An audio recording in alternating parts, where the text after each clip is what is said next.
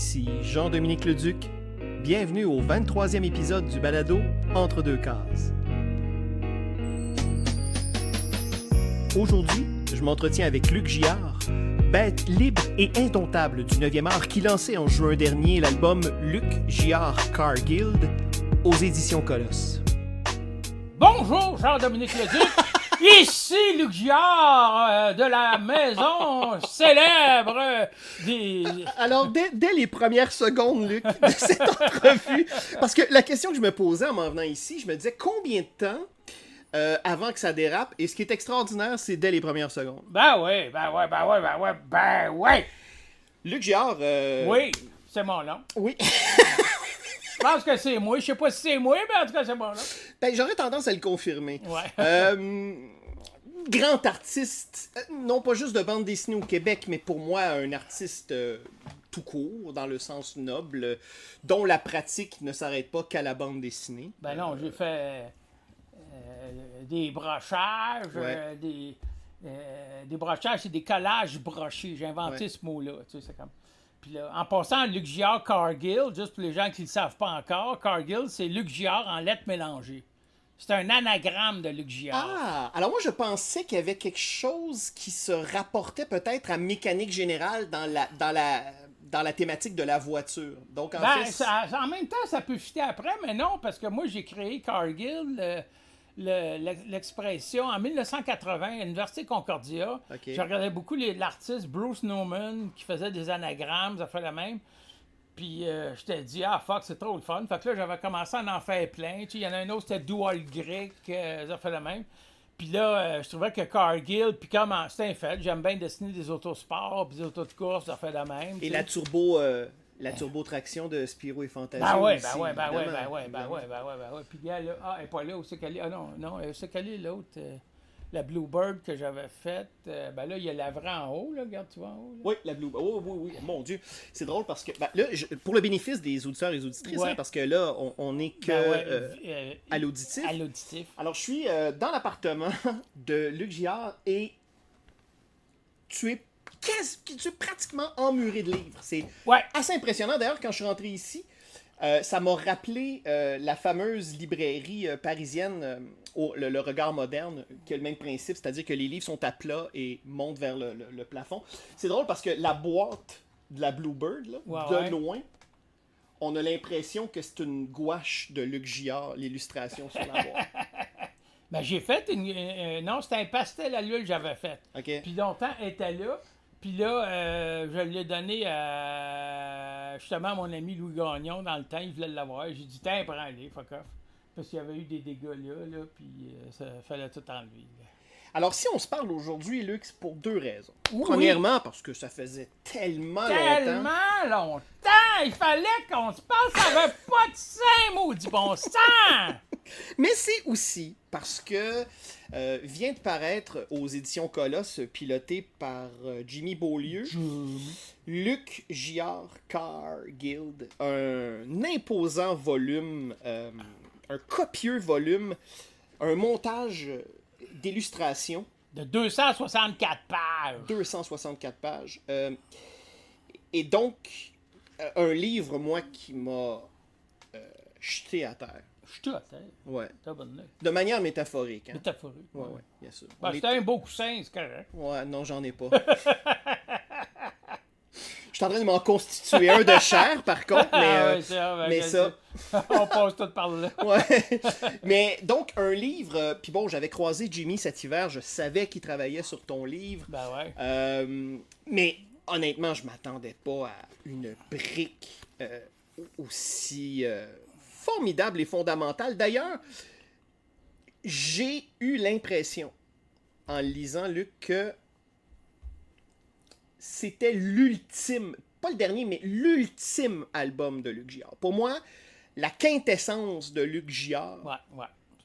Ben, il y en a beaucoup que j'aurais voulu mettre. Jimmy voulait pas mettre trop de Tintin, pas trop de Batman. Je pense qu'il avait peur de se faire souer aussi. Mais parce que moi, j'étais là, je l'ai laissé choisir. Mais là, il y en a un deuxième qui s'en vient. Pour vrai? Ouais, un deuxième qui va être aussi gros que ça. regarde, tu vois, il y a toutes les boîtes là-bas, là, que ça. Puis là, Jimmy me dit, bon, mais pour le deuxième, c'est toi qui vas les choisir plus. Parce que pour le premier, j'ai laissé choisir, puis il y en avait dans ses archives, il y en avait plein. Dans mon ordinateur, j'ai mis le scan qu'un ami, Cyril Salé, avait fait en 2011. Fait que là, non, il y a encore autant de stock. Fait que quand on aura vendu tout celui-là, là, de toute façon, je veux faire peut-être d'autres éditions, là, parce que, tu sais, ouais, Oh, ça va attends, tenir. attends un peu, là, Luc. Là, quand on parle, on parle sérieusement. Quand on parle de réédition, on parle de quoi? De tes ticounes de Wiz Tornado? Ça aussi, ouais, non, non. Ah, ça aussi. Ouais, ouais. Est-ce qu'il y aurait le projet quelque part? Parce que moi, je trouve que c'est un livre tellement important, Le Pont du Havre. Ben, il est encore en vente, le Pont du Oui, Havre. je sais qu'il est encore en vente, mais on s'entend que physiquement, ce n'est pas le véhicule n'est pas à l'objet n'est pas à la hauteur Ouais, du contenu du livre. Pour moi, ce livre-là devrait être beaucoup plus grand. ouais. Donc ça, c'est en même temps, c'est ça, c'est chez Mécanique Générale, donc le livre est encore disponible. Mais pour vrai, moi, je te le dis, Luc.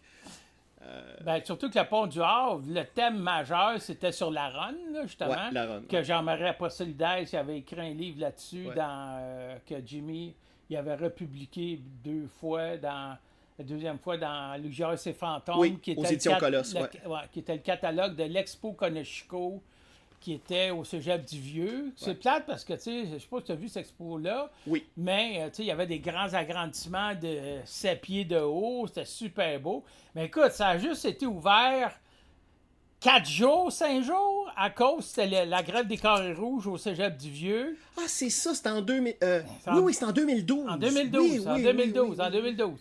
Puis là, moi, j'étais comme, tu sais, en fin de compte, j'ai pris plein de photos. C'est pour ça que j'en mets sur Internet souvent. Puis, tu sais, j'essaie, puis j'ai dit, Chris, puis, tu sais, il n'y a personne qui a fait une chronique. Moi, j'aurais aimé ça que Jean-François Nadeau, qui écrit là, Jean-François Nadeau, il écrit sur moi. Il a écrit sur toi, C'est ça, il a notamment écrit dans sur Le moi. Devoir. C'est ça, dans Ouais, Le Devoir. ouais, ouais, ouais. Puis là, lui, là, j'ai un nouveau livre qui sort cet automne, là.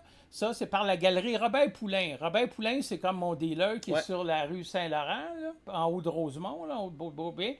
Puis là, lui, justement, j'y ai parlé tout à l'heure, là, je voulais qu'il vienne m'acheter des comics chez Captain Québec pour ma fête vendredi. Puis là, ben Bobby, il est en train de préparer un nouveau catalogue. Celui-là, il va juste être, je pense, 100 pages. Mais est-ce que ce sera relié à une exposition, Luc? Ou c'est Ben, seulement un... peut-être, parce qu'à la galerie, j'ai au moins à peu près 500 œuvres qui sont là depuis un bout. Fait que probablement peut-être qu'il va faire une exposition, ou en tout cas qu'il va en mettre. Là, déjà, de toute façon, l'autre fois, il est venu ici, j'ai vendu des Cargill, puis j'ai vendu des Luxury et Fantômes. Fait que là, il y en a plein. Puis, c'est ça, c'est que dans le livre, le catalogue, Jean-François Nadeau va faire l'introduction, parce que Nadeau, tu sais, comme tu dis, on s'est connus en 1991, quand il a fait le journal Le Couac, Nadeau. Ah oui, oui, oui. Oui, oui, oui. bon, mais c'est moi qui étais le premier illustrateur majeur du Couac. Moi, j'y arrivais, là, à son appartement sur Laurier, juste au coin de Saint-Hubert. C'était drôle parce que c'était un aussi d'embranchement bizarre là. Puis il y avait toujours des accidents, quasiment une fois par semaine. Puis une fois, j'étais là, puis là, spang! Ce gros accident. En tout cas, fait que j'arrivais à Jean-François. Moi, j'ai jamais été un dessinateur de presse. Même, tu sais, mes dessins ont toujours été quand même assez émotionnels, tu sais. Ouais. Fait que lui, il aimait bien ça. Fait que là, j'ai fait le design du journal, tu sais, j'avais mis une petite bande de tous mes petits couacs en haut. J'avais fait le logo, il avait fait un poster où tu vois mon oiseau et tout ça. Fait que là, c'est ça, j'arrivais à Jean-François à tous les mois avec une pile de 100 dessins, puis je dis, bon, ben, fais ce que tu veux. Puis là, lui, il était là, tu sais, il prenait n'importe quoi, il en mettait plein, puis c'est ça. Puis j'ai fait justement, tu vois ici, as-tu vu ça? Non, t'as pas vu ça, toi. C'est pas public.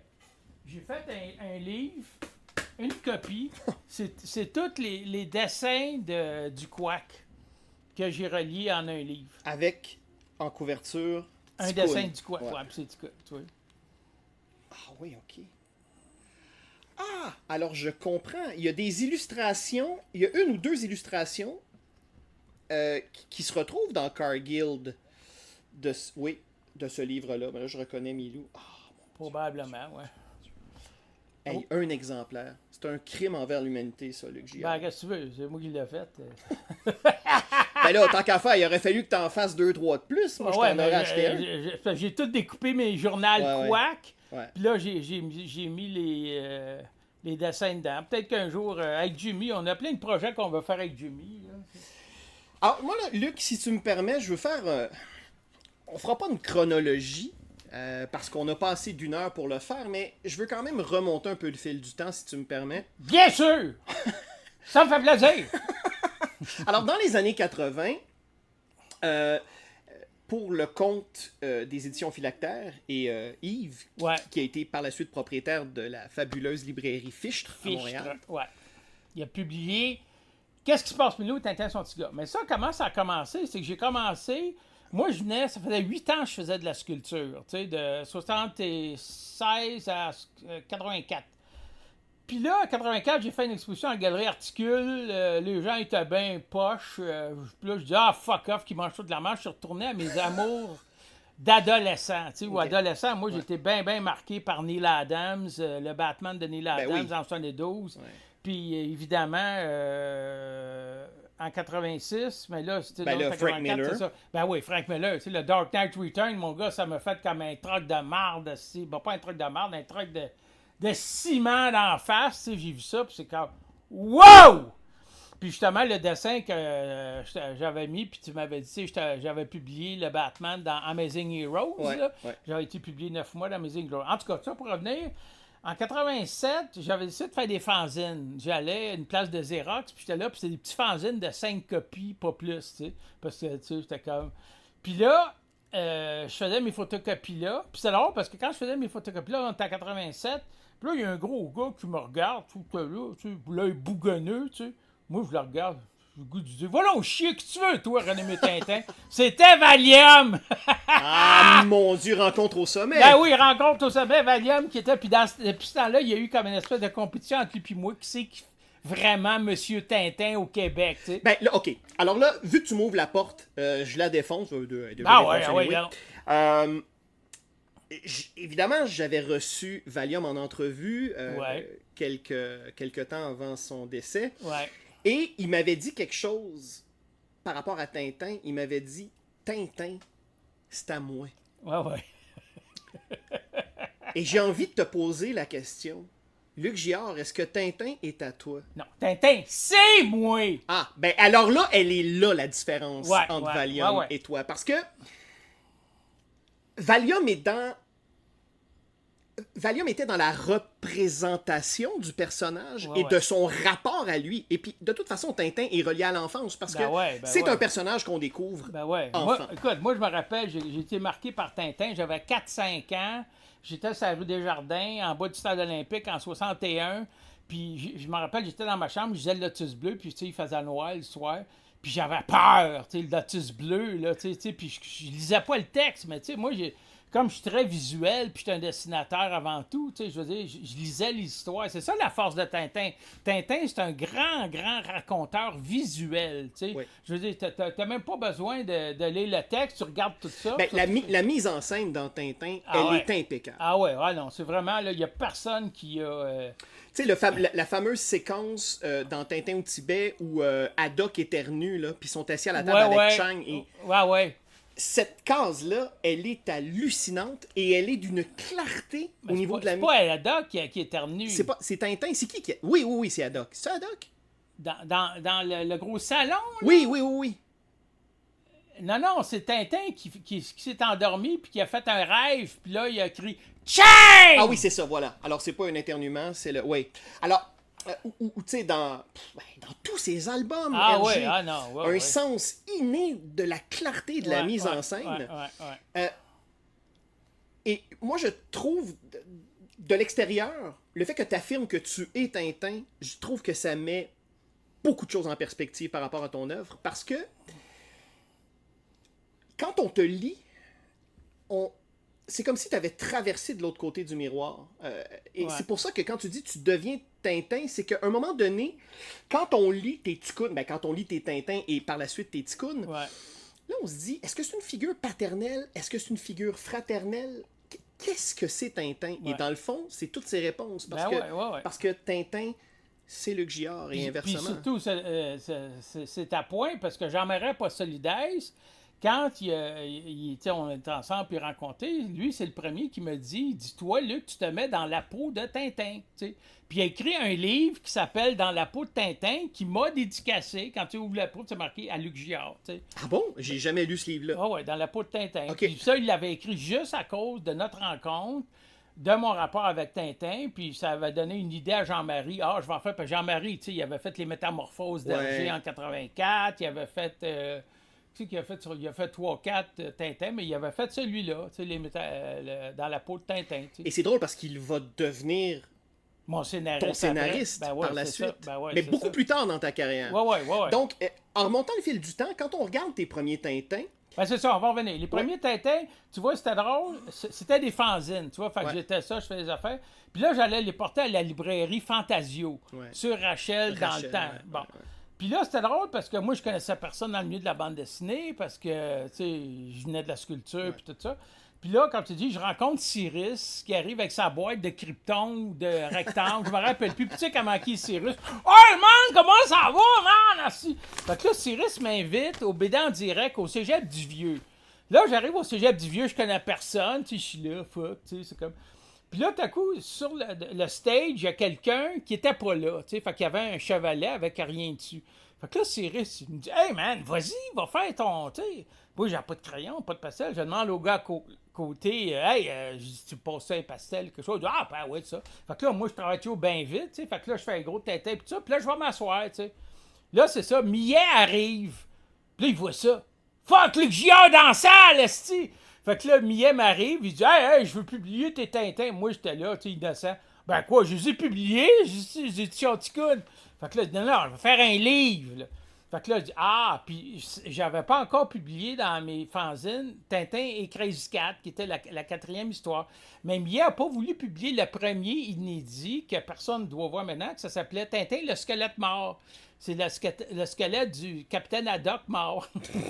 C'est comme la première petite histoire bien débile. Puis je sais pas, Millet, il dit, celle-là est moins bonne. Mais tu sais, je veux dire, c'était ma première que j'avais faite.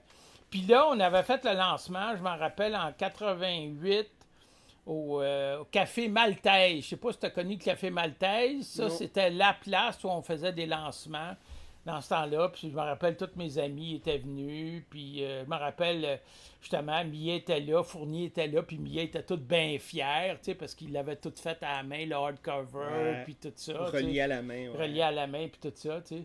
Puis moi, je la regardais faire, puis le Millet, oui, regarde ce que j'ai fait, là, c'était là, tu sais. C'était à l'arrière, vas-y, mon gars, Puis là, après, l'année après, on a fait, j'ai fait Tintin son petit gars. Ça a été vraiment un accouchement. Hein. Ça m'a pris 9 mois. C'était vraiment assidu. Puis j'étais bien traumatisé parce que, tu sais, la critique est encore, tu sais, ça a été comme quasiment passé dans le vide. Là, on a reçu la lettre d'avocat pour une mise en demeure parce que fallait retirer les Tintins. Là, j'ai appelé Jocelyne Lepage. J'ai dit, bon, ben écoute, puis là, elle dit, bon, ben, on fait un article là-dessus. J'ai dit, ben, certain. Fait que là, on a eu l'article dans la presse avec des photos. Puis là, après, ben, c'est là que j'ai décidé. De toute façon, dans Tintin, son petit gars, il s'appelait Ticoun. Fait que là, je me suis dit, bon, ben, de Ticoun à Ticoun's Always Tornado, ben, c'était comme la suite. Puis c'est là que j'ai mis un masque, puis j'ai habillé Ticoun en... Oui, puis là, tout à coup, Ticoun devient comme un Robin. Fait que là, tout à coup, Batman débarque dans la fantasmagorie. Là, tout à coup, ça devient à la fois un autre... C'est pas une mutation, c'est même pas une mutation. C'est difficile à décrire. Il faut te lire pour comprendre. Mais c'est pas une mutation. C'est comme si Ticoun, c'était tous les Luc Giard, en fait. Ben ouais, c'est ça. Ben ouais. Dans Ticoun, on va prendre un exemple là, qui va peut-être parler aux auditeurs et auditrices qui écoutent les films de Marvel. Là. C'est le multiverse de Luc Giard. En plein ça! Et à l'époque, quand tu fais tes Tintins, tu les fais de manière classique, c'est-à-dire une planche de bande dessinée, dessinée à l'échelle, scénario. Mais ça, c'est un format que tu vas quand même... Tu vas le lâcher en cours de route, là. Ouais. Après un temps, j'arrête. Puis là, parce que je faisais beaucoup des demi-pages. J'avais fait en 89 aussi, Millet avait publié Cartoon, tu sais, le format italien. où il y avait beaucoup de Tintin, beaucoup de Batman, puis tout ça. Oublie pas que ça, c'est les Batman, tout ça, c'est toute l'influence du Dark Knight Return de Frank Miller, là. Tu sais, c'était comme... Puis, tu sais, en plus, comme je te dis, dans cette période-là, c'est une période très active. En 86, tu sais, il y a eu le Mouse de Spiegelman qui est sorti. En 84 était sorti le Shadow de Chaykin, après repris par Sienkiewicz, puis après par Carl Baker.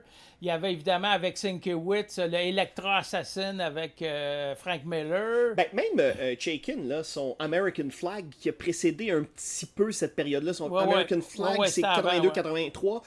Pour moi, la révolution, elle commence là. Souvent, les historiens parlent du Dark Knight Returns, mais pour en arriver là, puis en même temps que Watchmen. Ben oui, Watchmen. Puis Ronin en 84 de Miller aussi. Oui, c'est une grosse époque. Non, ça a été vraiment ces années-là. Puis c'est le fun parce que moi, c'est dans ces années-là que je suis retourné dans les comics. T'sais. Fait que quand j'allais dans les magasins, j'étais super excité. Je me rappelle, j'allais toujours à mon bureau. C'était mon frère Marc qui appelait ça mon Dunkin' Donut.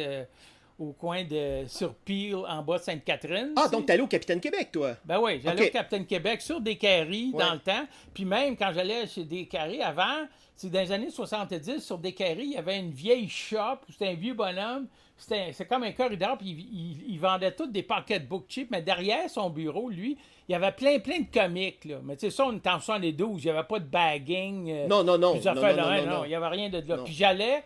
Après, dans les années 80, chez Welch, parce que Welch, son premier magasin était sur Descaries, à côté du chemin Sainte-Catherine, tu vois.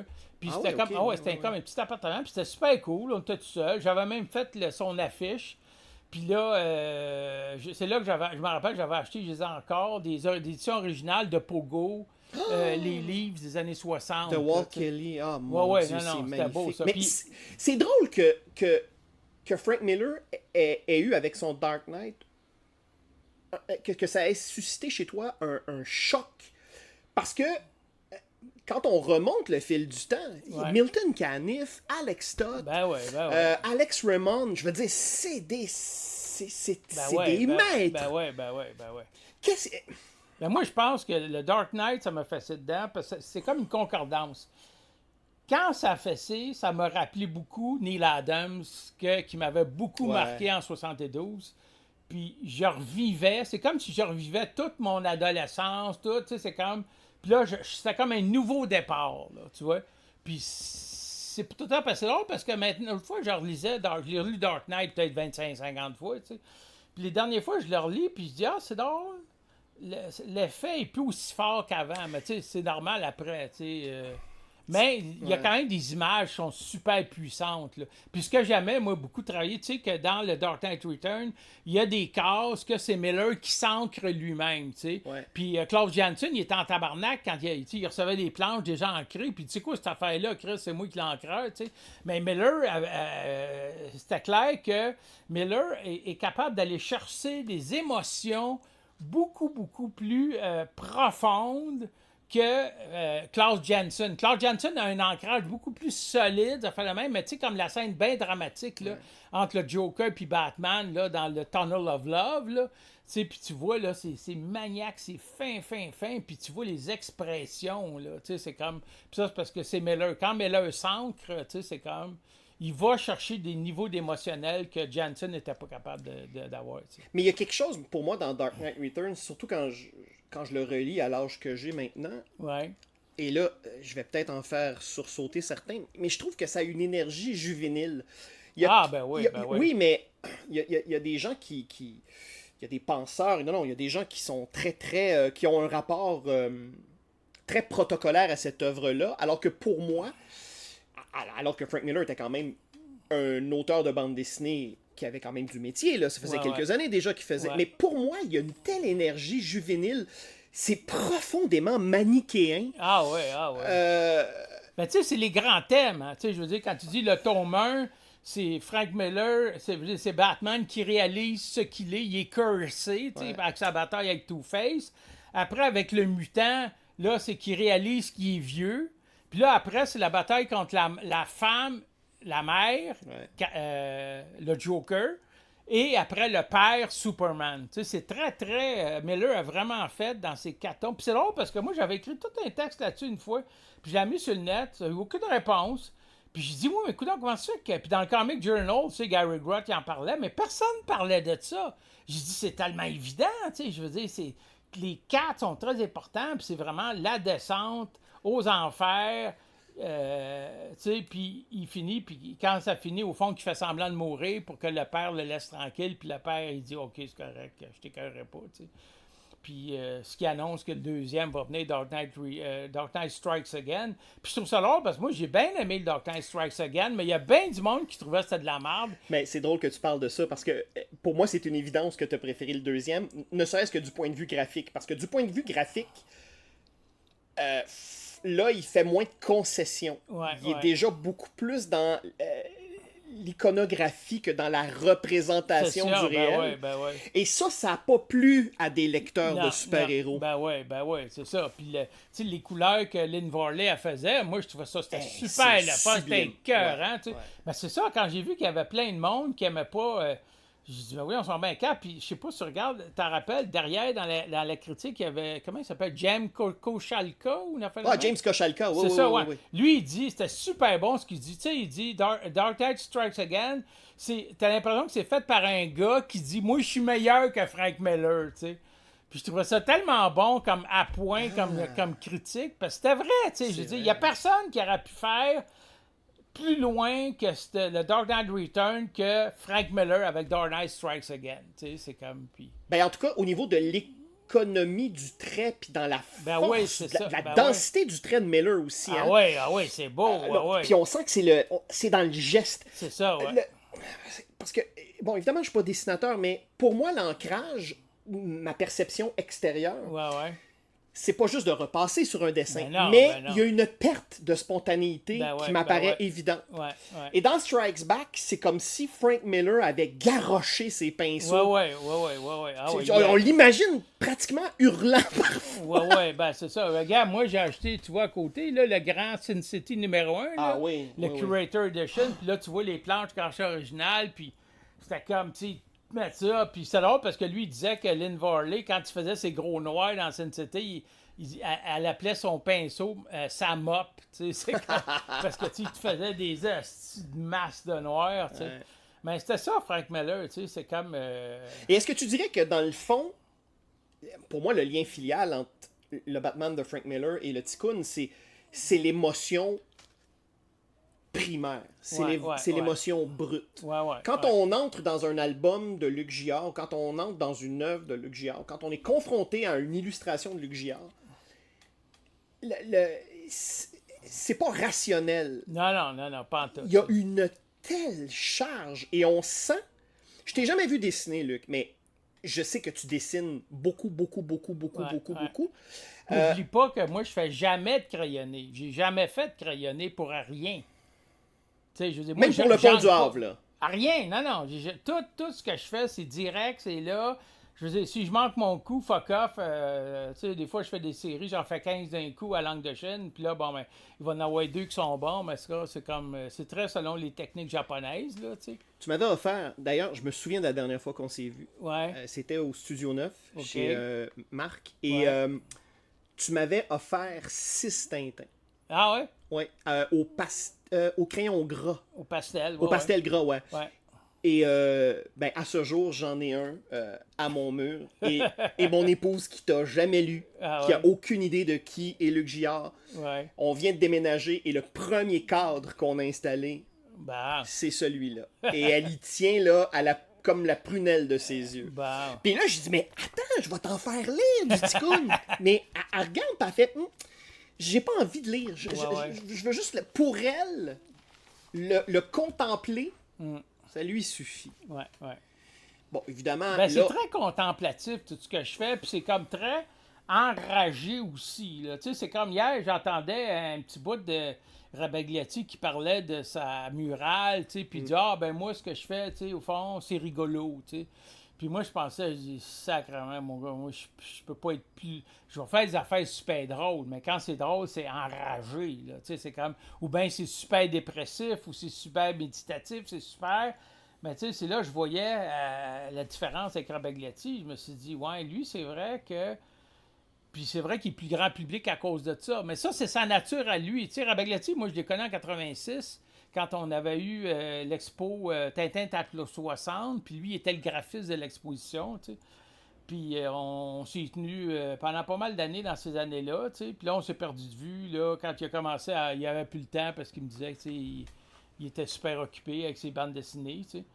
Mais, tu sais, Mais de toute c'est... façon, il y a mon grand dessin. Il y a un grand dessin. Si tu vas chez Rabagliati, en 87-88, il y a un grand Tintin que j'y ai donné, que c'est un Tintin qui court avec sa chemise jaune, qui est pris d'après les cigares du pharaon, là, tu sais. Okay. Il était venu chez nous, j'habitais avec Diane dans sa loge Sherbrooke. Puis là, il était là, « Ah, oh, wow! » Je dis, « Ben, prends-les donc, mec. » C'est comme, fait Mais est-ce que... Moi, de l'extérieur, je sens l'urgence. Quand Luc Giard dessine, j'ai l'impression qu'il dessine le temps... Il est contre la montre, Luc Giard. Ouais, quand je dessine. Mais oublie pas, moi, je suis bipolaire, hein. Fait que quand je dessine, j'ai des forces énergétiques qui sont là, qui sont autant destructrices ou bien positives, ou bien quand je fais le bain garlot, ou bien quand je fais ça. Puis quand j'ai dépensé cette énergie-là, c'est fini. Puis ça prend, mettons, combien de temps de te régénérer? Ben, ça dépend. Ça peut revenir à tous les jours. Ça dépend des saisons. Ça dépend de plein d'affaires. Aussi, sur quoi je suis influencé. Tu sais, c'est comme dans le début, dans Cargill, quand tu vois les cires grattées rouges, là. Ça, c'est du Crayola. Hein? Quand je travaillais avec le Crayola avant de... Mon Dieu! Oh, oui, ça doit être souffrant de travailler avec ça. Ben, il fallait peser fort en assis pour avoir les bonnes couleurs. Mais tu sais, le Crayola, c'est fait parce que c'est fait au Crayola, puis c'est gratté avec une lame de rasoir après, tu sais.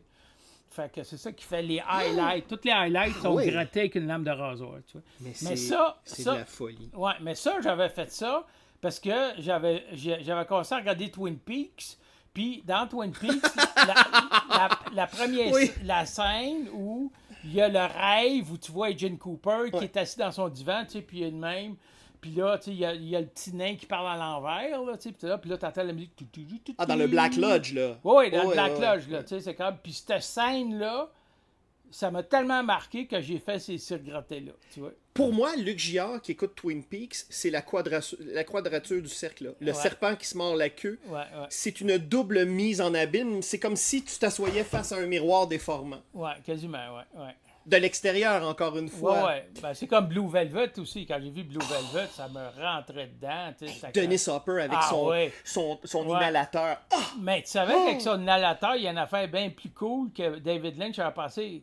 Quand David Lynch est arrivé à Hopper, il a dit « Bon, OK, tu mets ça, puis ça la main. » Puis là, Hopper, qui était un gros drogué, il avait dit Ah non, mais le gaz que toi tu mets, il dit c'est pas bon, mais c'est pas ça. » Après, Hopper, il a dit « Ouais, mais je pense que je me suis fourré parce que moi, je pensais que c'était comme une sorte de drogue. Ça, qui mais c'est pas ça. » David Lynch, il avait mis de l'hélium. Puis je sais pas si tu as déjà respiré de l'hélium. Ouais. Quand tu respires de l'hélium, tu parles comme un enfant de 3 ans. T'es là « Oh maman! » Fait qu'imagine quand il était là avec...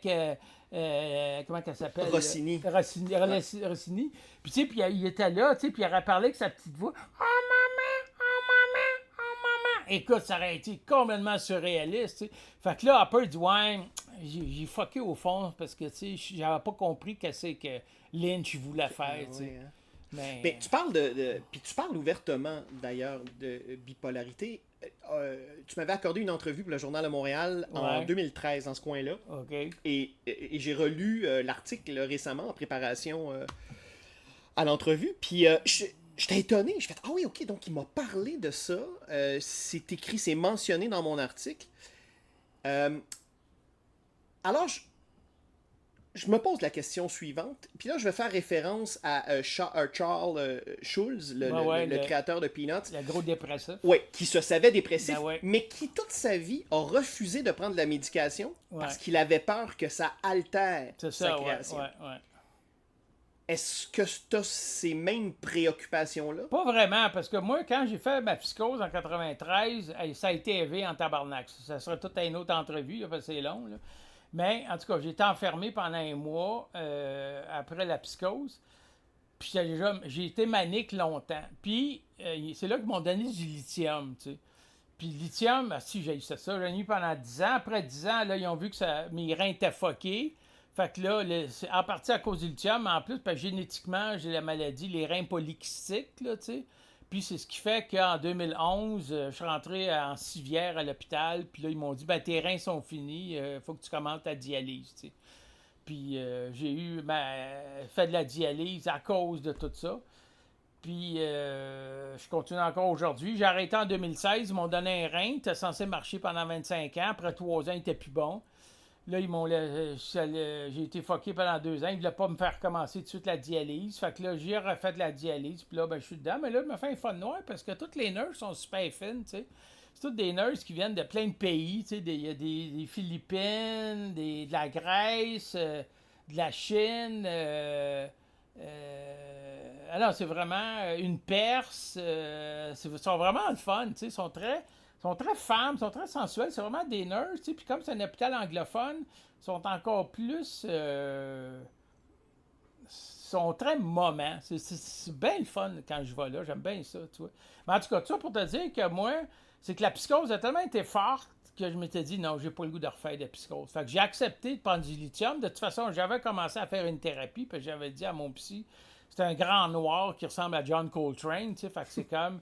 Puis quand on faisait nos thérapies, c'était quasiment comme des combats de boxe, là, tu sais, parce que, tu sais, moi, j'étais là, il dit, tu sais, moi, je veux savoir, il dit, c'est pas les pilules, tu sais. Puis vraiment, là, pendant les je sais pas combien, les 10 premières années, tu sais, ça a été vraiment de la thérapie bien intense, puis bien, tu sais, puis ça a comme... Puis là, maintenant, ben là, lui, il a pris sa retraite. Là, j'en ai une autre puis c'est comme plus un suivi, là. Tu sais, j'en vois tous les 4 mois.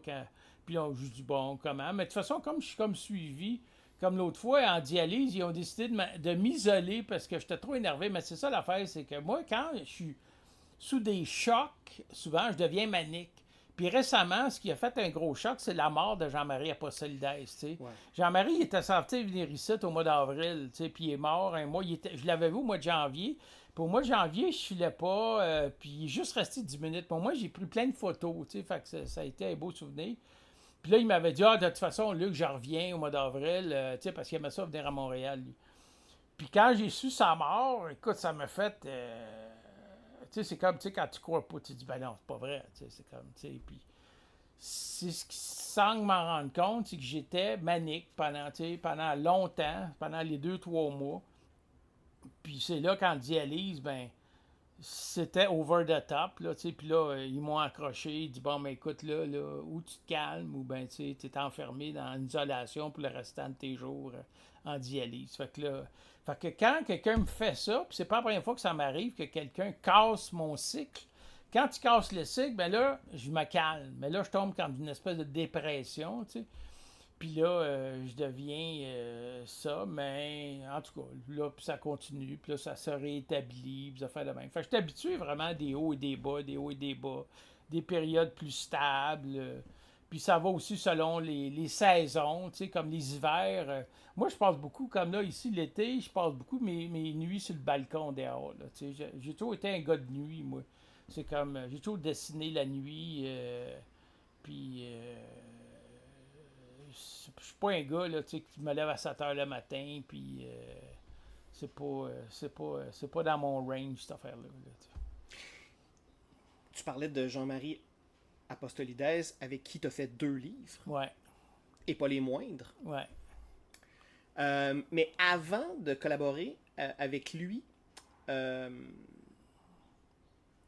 il y a quand même Jimmy qui a collaboré avec toi à titre de scénariste, si on veut. Parce que quand on scénarise Luc Giard... Non, il m'a jamais scénarisé, Jimmy. Ben, il avait fait une première version de... Konoshiko, oui, c'est Konoshiko, vrai. Konoshiko, il a fait la première version. Voilà. Ouais.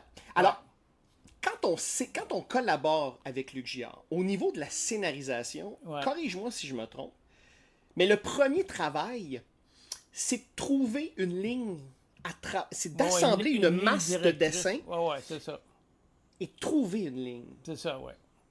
Toi, comme créateur, quel effet ça te fait, ça, de voir quelqu'un qui, tout à coup, dans cette espèce de chaos créatif-là, trouve un ordre? Ah, ben ça, j'aime bien ça, parce que moi, tu sais, je veux dire, quand j'étais avec Jean-Marie, je disais toujours aux gens, je dis, moi, tu sais, c'est pas lui qui fait le scénario, puis moi, je fais le dessin, je suis pas capable de faire ça. Moi, quand je dessine, Non, premièrement, je fais pas d'ancrage, puis deux, je sais jamais où je m'en vais. T'sais. Des fois, j'ai comme j'ai des images dans ma tête, puis je vois, c'est ça. Mais, tu sais, je veux dire, je sais jamais. Puis pour arriver à des niveaux excessifs où, tu sais, je peux aller pousser loin, loin, faut pas qu'il y ait personne qui me dise, bon, ben, fais ci, fais ci, fais ça. Je me rappelle dans le Pont du Havre, Jimmy qui a monté le livre. Jimmy, comment on travaillait ce Pont du Havre, c'est pas compliqué. Il travaillait chez Fish dans ces années-là, en 2005 ou quelque chose comme ça. Ouais. Puis moi, j'y arrivais à tous les semaines avec une pile de 100 dessins. Puis là, je dis, bah, ben, attends, Jimmy, c'est ça. Puis des textes aussi. T'sais. Puis là, je dis, bah, arrange-toi avec ça. Puis là, Jimmy, il était là. Il dit, ouais. Puis là, il me faisait des petits thumbnails des fois, pour du temps. Attends, ça peut t'inspirer. Puis moi, je regardais, fuck off. C'est pas parce que je voulais pas prendre les thumbnails à Jimmy, c'est parce que, tu sais, c'est quand même. Faut pas que je sache où ça s'en va. Tu sais, je découvre à mesure. C'est comme, Mais c'est étonnant parce que Le Pont du Havre, c'est un livre immensément personnel. En tout cas, de l'extérieur, je le perçois comme ça. Parce que c'est Luc Giard qui fait la run, qui marche dans Montréal. Ouais. Et là, maintenant que je suis chez toi, je comprends, je vois le rapport au livre, à l'objet dont il est question dans Le Pont du Havre. Ben ouais, c'est ça. Je dors avec mes livres, tu vois, il y en a sur mon lit. Est-ce que c'est rassurant pour toi, la présence des livres? Ben ouais. Bon, alors, tu vois, moi, je m'occupe des affaires de Pierre Fournier. Il m'avait mandaté avant d'être hospitalisé, puis placé en CHSLD.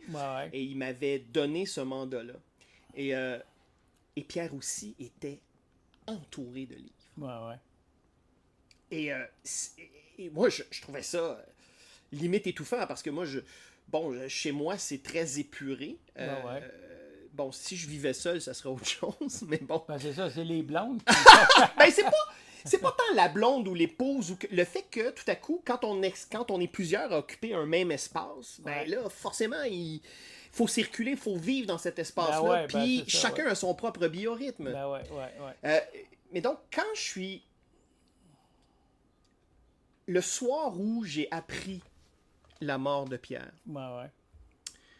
on sortait du restaurant, l'épouse et moi, le vendredi 11 novembre, et on était à Laval, donc on a fait un croche en rentrant à la maison. On est allé voir Denise.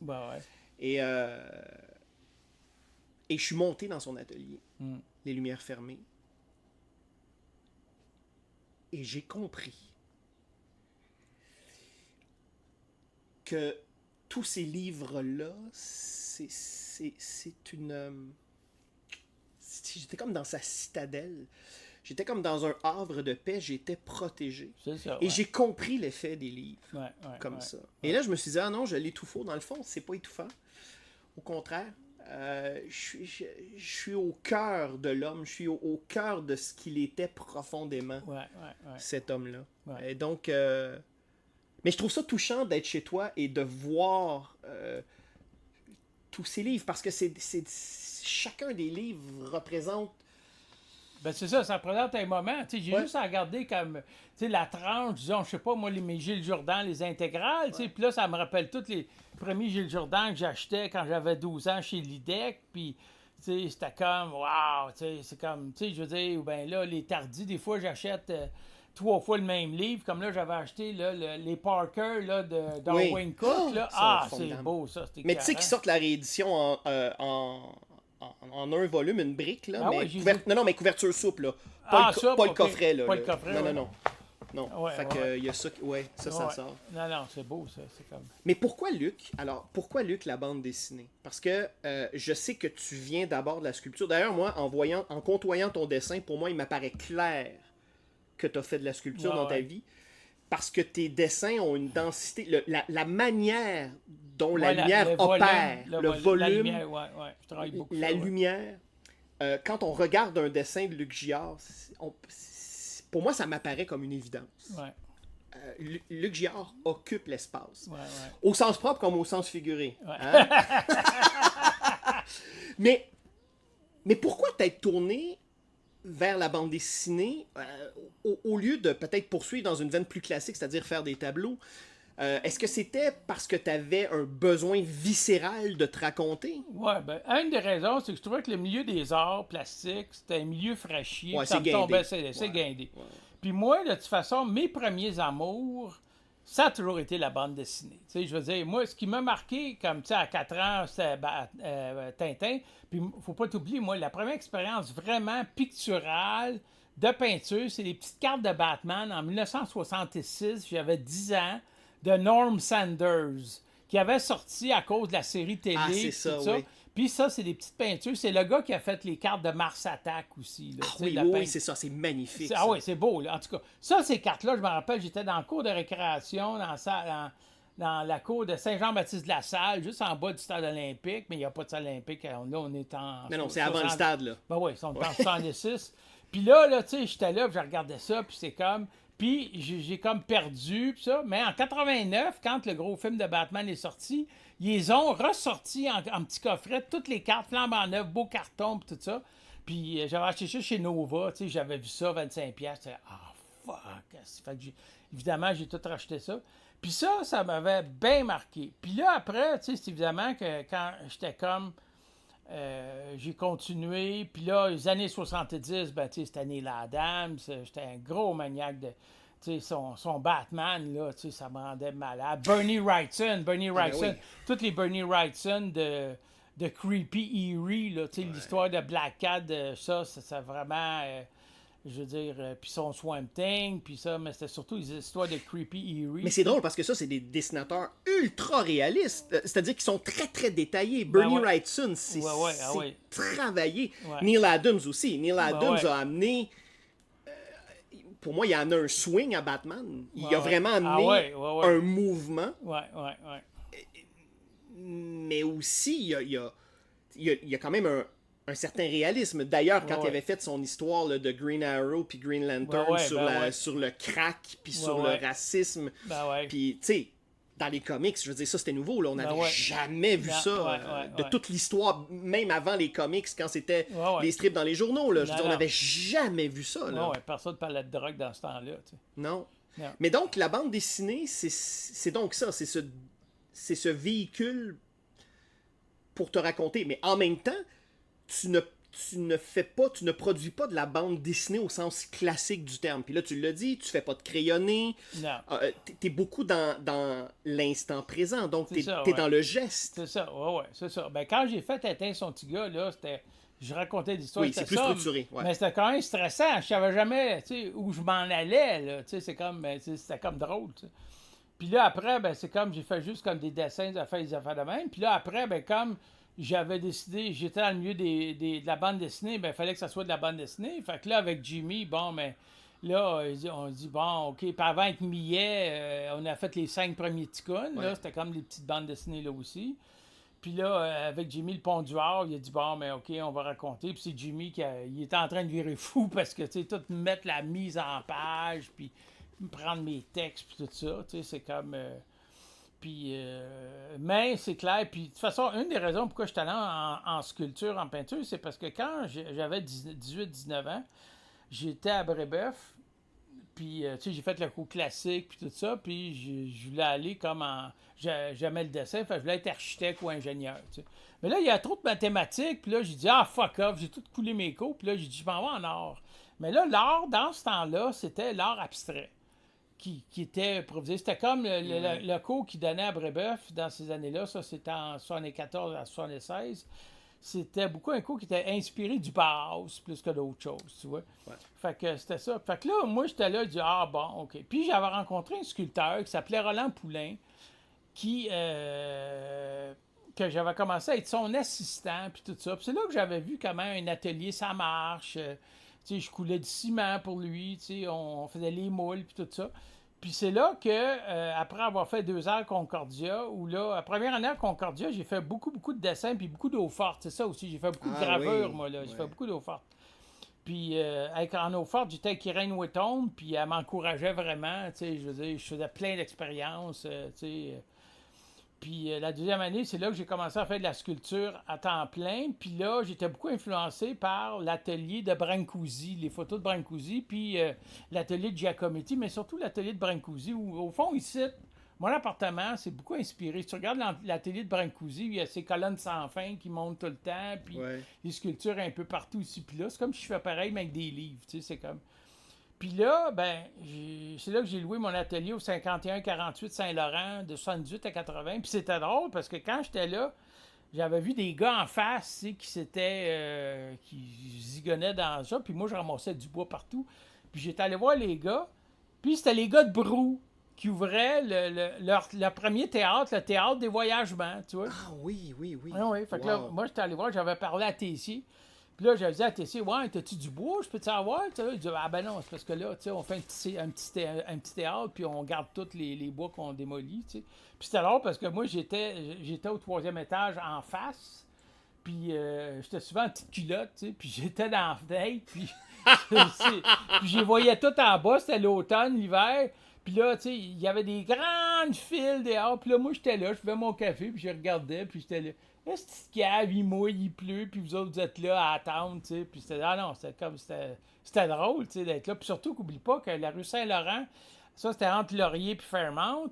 C'était genre New York 1999 dans ces années-là. Tu sais, c'était pas en tout trendy. Écoute, à côté de moi, il y avait un gars qui vendait des carabines puis des guns, un petit armurier, puis... ouais, c'était pas très hipster, là. Non, c'était pas hipster, pas en tout dans ce temps-là. Tu sais, le luxe n'existait même pas dans ce temps-là encore. C'était comme... puis j'ai eu ça pas ça, puis je me rappelle que je faisais mes sculptures, j'étais bien pauvre, mais j'avais réussi à survivre la première année, surtout parce que j'avais reçu de l'assurance chômage d'une job que j'avais faite l'année avant. Fait que j'ai été chanceux. Puis là, j'avais reçu une petite bourse du Conseil des arts de matériaux. Puis c'était le fun parce qu'avec ça, j'avais pu, avec mon ami Pierre Prudhomme, on avait fait les musées. Tu sais, j'étais allé voir le musée Rodin à Philadelphie, la collection des Marcel Duchamp. J'étais là, Fox, sont tous là, le Grand Verbe. Puis la scène cochonne, là, où il y a 2 grosses portes, puis tu regardes dans les trous, puis tu vois une femme tout nue écartée. Je savais même pas que ça existait. Je regarde les 2 grosses portes, c'est quoi ça? Puis là, je regarde dans le trou. Tabarnak! C'était drôle aussi. Puis, mais pour dire, parler l'exposition qui m'a plus marqué, puis la peintre qui me marque beaucoup aussi, c'est Jasper Johns. Ah, bon, alors, oui. Ouais. Alors ça, c'est quand même une influence. Ah oui, Jasper Johns, c'est une grosse influence. Je veux dire, la plupart, tout le côté painterly que je vais faire, ça vient de Jasper Johns. Puis quand j'ai vu sa grosse rétrospective au Whitney à New York en 77, on était dans celui-là. Écoute, ça m'a fait, j'ai jamais vu d'exposition aussi...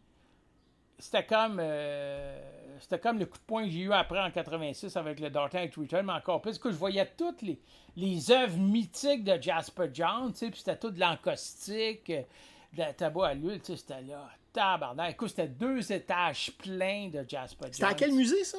Le Whitney à New York. OK. Le Whitney. Puis c'est drôle parce que pendant ce temps-là, au Modern Art, il y avait l'expo les dernières années de Cézanne où il y avait tous ces monts Sainte-Victoire, tu sais.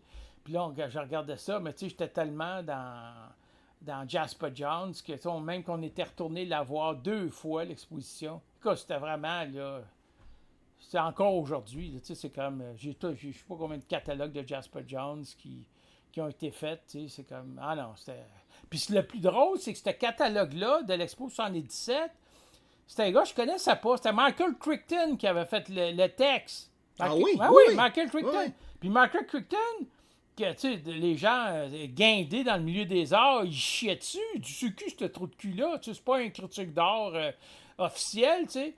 Puis là, Michael Crichton, tu sais, lui, c'est comme, tu sais, elle est tout chier, tu sais, c'est comme... Puis il a fait un super beau texte. C'était vraiment vivant. C'était bien bon. Puis après, quand j'ai su c'était qui, puis j'ai commencé à lire ses livres, ses romans, tu sais, puis...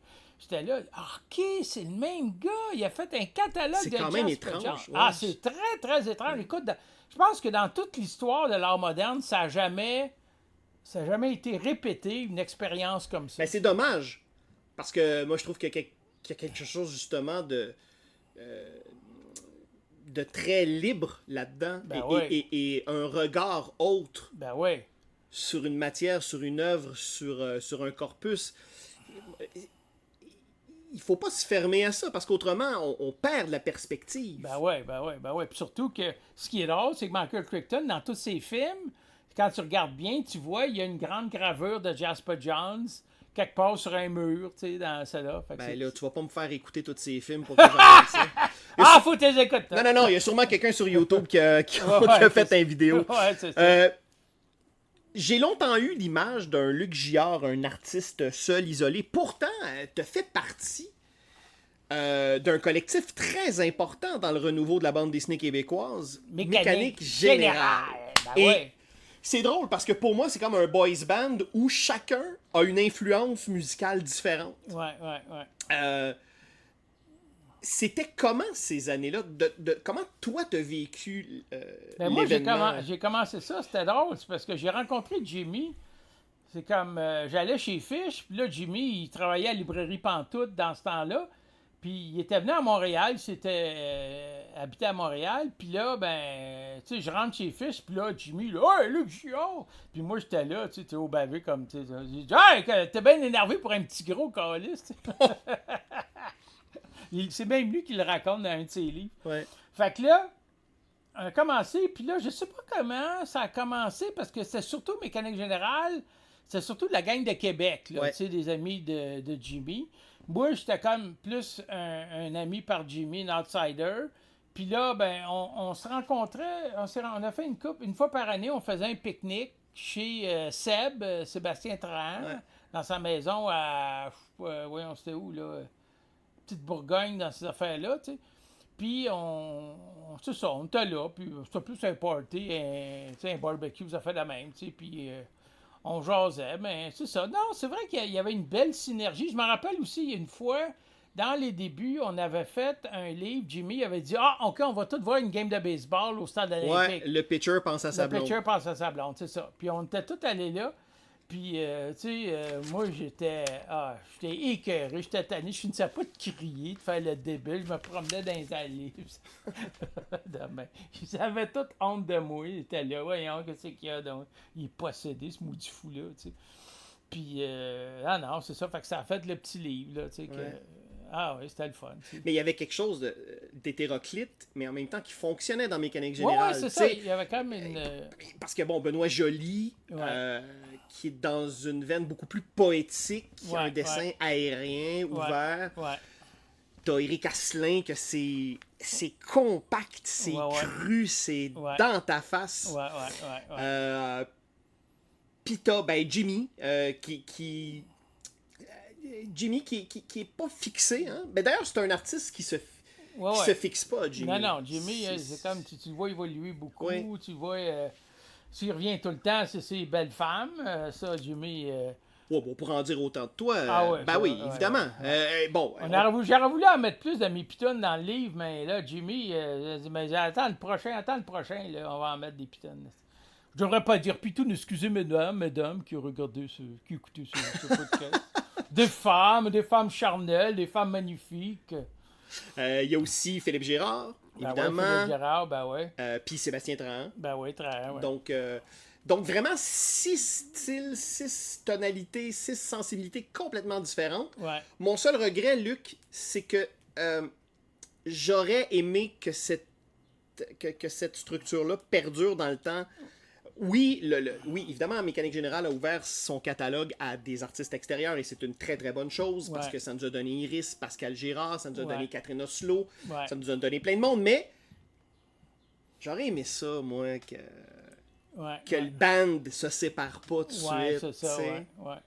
Mais qu'est-ce que tu veux, la chicane à poignée, avec qui, là? C'est pas avec moi, mais il y a eu la chicane, puis là, c'est comme... Fait que... c'est comme tous les bands, le monde s'est envoyé chier. Mais il y a quand même un héritage papier qui est là. Ben oui, c'est qu'on ça. Moi, peut- je me dis qu'un jour, il faudrait que quelqu'un, tu sais, fasse un livre sur l'épopée Mécanique Générale, la première, puis tout ça. Mais tu sais que j'avais ce projet-là. Hein. Ah ouais? Ouais, moi, je suis allé m'asseoir avec Renaud Plante dans un café. Ouais. Puis une semaine après, il quittait Ouais. 400 coups. Mais ce projet-là, moi, je l'avais présenté. Ah ouais? Ouais. J'avais envie, moi, de me pencher sur cette histoire-là. Ben ouais, c'est Parce cool. que- Parce que c'était une belle période, tu sais. C'était comme... Surtout que c'était la période aussi où en bande dessinée, tu sais, c'était une période qui était beaucoup plus... tu sais, c'était comme la période Julie Doucette, la période... tu sais, il y avait Cyrus en même temps, il y avait, tu sais, c'était comme plus rough. Tu sais, c'est comme, aujourd'hui, la bande dessinée est devenue beaucoup plus soft. Tu sais, c'est comme... Alors, ben, Jimmy, l'autre fois, a utilisé le terme Kalinours. Lui, il considère que le milieu de la bande dessinée au Québec, c'est... Kalinours. Ouais, ça, c'est les... peut-être que ça échappe à ta culture. Moi, c'est parce que j'ai une sœur qui écoutait ça. C'était un dessin animé avec des oursons. Ouais. Qui avaient sur leur torse un logo qui le représentait. OK. Et c'était comme un super pouvoir. Donc, tu avais le Kalinours arc-en-ciel, puis là, de sa poitrine sortait un arc-en-ciel. Ah. T'as l'air vraiment accroché à mon récit, Luc. Non, mais... non, parce que... Mais tout ça pour dire que les Kalinours, c'était une force positive, enveloppante. Et Jimmy m'a dit ça l'autre fois. Il m'a dit, dans le fond, il dit maintenant la bande dessinée québécoise. Je trouve que c'est une ambiance Kalinours. Non, mais il y a une raison aussi. C'est parce qu'il y a beaucoup plus de filles qui en font. Ça joue, ça. Ben, ça, c'est une... Moi, je trouve que c'est une excellente nouvelle. Parce qu'au Québec, ces dernières années, et je me ferai peut-être pas d'amis en le disant, mais on est entre toi et moi, là. Il n'y a personne qui nous écoute. Non. Parmi les trucs les plus intéressants que j'ai lus au Québec, c'est beaucoup des œuvres signées de jeunes autrices. Puis tu sais, le retour de Julie Doucet. Ben ouais, écoute Luc, le retour de Julie Doucet. Arrêtez d'attendre le retour de Jésus. Ben Julie est là, profitons-en. Ben ouais, c'est ça, tu sais, je veux dire, écoute, tout est dans Julie. Je veux dire, tu regardes ça, c'est comme... Julie, moi, j'allais la voir une couple de fois, ici depuis là. Puis écoute, je me rappelle une fois, c'était tellement drôle. Ça, c'était avant Internet. Julie, là, c'est une maniaque du courrier. Hein? Elle est folle. Écoute, elle déménageait, c'est quand elle déménageait à New York. Fait que là, j'étais allé dans son appartement, écoute, je te mens pas, là, il y avait des lettres, là, tu sais, comme toutes mises verticales minces, là. Il y en avait 8 pieds de long à terre. Ça, c'était son courrier qu'elle recevait. Puis elle envoyait à chaque personne, puis elle m'avait envoyé, je me rappelle, à New York, des lettres personnalisées. Écoute, c'est débile, là, tu sais, c'est comme... Puis moi, j'étais là, c'est toi qui fais tout ça, tu sais. J'ai dit, ben, où tu vas chercher le temps et l'énergie? Ah non, Julie, tu sais, ça travaille tout le temps, tu sais, j'ai jamais vu ça, là, tu sais, c'est comme... Puis il y a une fois aussi qui était drôle, ça, c'était comme... c'était après que j'avais fait ma psychose, puis on était dans un autre logement, tu sais. Puis là, tu sais, elle est épileptique, tu sais, fait que, tu sais... elle en parlait dans ses BD. Puis là, je veux dire, on était là, puis moi, je prenais mon lithium pour la bipolarité, puis elle prenait ses pilules d'épileptique. J'ai dit, c'est comique.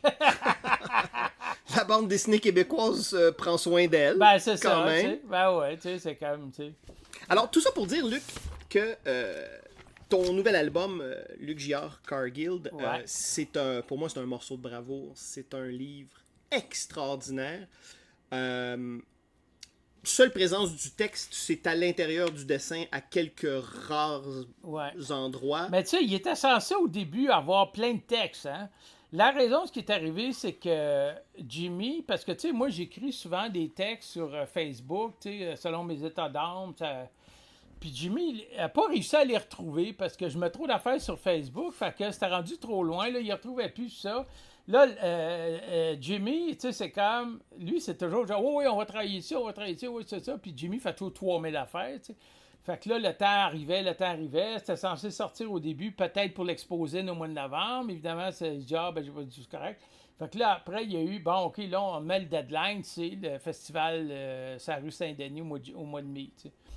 Fait que là, tout à coup, on a été comme pris. Écoute, on a fini le livre le soir, à 4 h du matin, on était en FaceTime, lui puis moi, tu sais, puis il m'a envoyé des dessins, il dit « OK, on met celui-là, on met celui-là, on met celui-là. » Puis à 4h30, on a fini, puis à 7h30, il allait porter. Au cahier du livre. Ouais, c'est ça, à son imprimeur. Ouais. Fait que, tu sais, c'était comme... Puis ce que j'aime beaucoup, c'est que son imprimeur, tu sais, c'est vraiment... C'est saturé, c'est de la belle reproduction. Là. Je trouve ça super beau. Tu sais. Parce que quand j'étais avec les livres avec Jean-Marie publiés par Benoît Peters, c'était comme fade. J'étais là, fuck, tu sais, pourquoi, tu sais, c'est comme. Puis en tout cas, ce que tu veux faire. Mais ça, Jimmy, vraiment, là, ça a comme. Je suis vraiment content. Là, c'est vraiment un livre qui nous moi en tout cas, qui me hante encore. Il y a des illustrations qui remontent. Il y a certaines illustrations. Il y a d'ailleurs une double page que je crois me souvenir était dans ton livre avec Grégoire Bouchard. Oui, vers le pays des morts. Vers le pays des morts, ouais. Ouais. Je reconnais, il y a des... Bon, ça ici, la femme couchée sur du papier, là. Et là. Voilà ici. Ah, ouais. Donc, à la page 56, pour celles et ceux qui vont s'acheter le livre. Puis 56, l'année que je suis né, puis c'est ma fête dans 2 jours. 50... Ah oui, hein? Ouais. Le 7 du 7. Mais là, c'est trop coquet. Je te demanderai pas quel âge ça te fait. J'ai pas envie 67 ans! 67 ans, Luc. Incroyable. Incroyable, mais vrai. Incroyable, mais vrai. Il est encore vivant. Alors, ben tant mieux. Tant mieux. Parce qu'on veut te garder longtemps encore. Surtout que là, comme tu as dit en début d'entrevue, il y a sur le four, sur le poêle, il y a un deuxième livre, Cargill. Ouais. Tu as un autre projet aussi de catalogue. Il y a le catalogue de la galerie Robert Poulain qui devrait sortir cet automne. Puis, on a parlé qu'on veut faire les intégrales Tikkun, tu sais. Fait que ça. Puis Jimmy voulait mettre avec les intégrales Tikkun, peut-être Tintin et son petit gars, Qu'est-ce qui se passe, Milou, il y a Donald Duck. Écoute, ça pourrait faire un asti de briques, là, on verra, là. Moi, je disais à Jimmy, demande une bourse, Calis, aussi, puis comme ça, tu pourras... Ben, j'espère que les lectrices et lecteurs, surtout les nouvelles générations qui ne te connaissent pas, auront la chance de mettre la main sur une nouvelle édition, parce que bonne chance pour essayer de les retracer. Ces livres-là remontent à il y a plus de 30 ans. 30 ans, Et pas besoin de te dire que tes livres de Tintin, du côté des collectionneurs, ça vaut quand même cher. Ils sont rendus, là, je pense, à 250 pièces. Ben oui. Fait que, tu sais, c'est comme... Puis à un moment donné, faut que ça circule entre les mains du plus grand nombre. Ouais, mais je sais que... je ne me rappelle plus c'est quel. Je pense que certaines histoires de Qu'est-ce que tu casses, Milou? J'ai été piraté en Europe. C'était des gars à Lyon qui ont fait des pirates. Fait que je trouvais ça super drôle. Tu sais, j'étais là. Je dis, ah ouais! Puis là, quand j'ai vu ça, j'ai écrit au gars. J'ai dit, ah ouais! Fais-en d'autres! C'est pirate!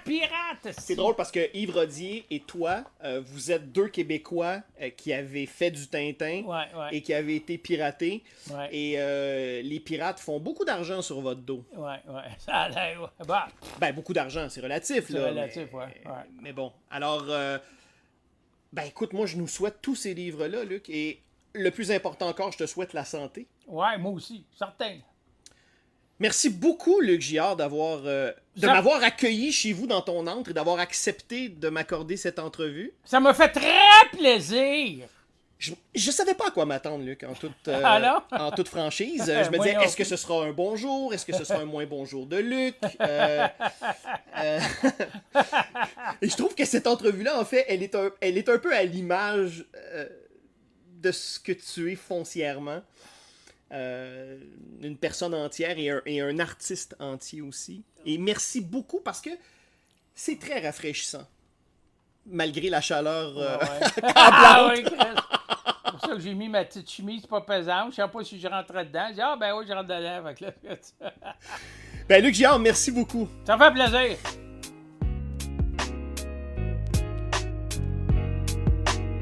Pour suivre Luc Giard, rendez-vous au facebook.com/luc.giard.3. Indicatif sonore, Xavier Pinchot. Pour nous suivre, rendez-vous au rss.com/podcast au pluriel, /entre deux cases. À bientôt.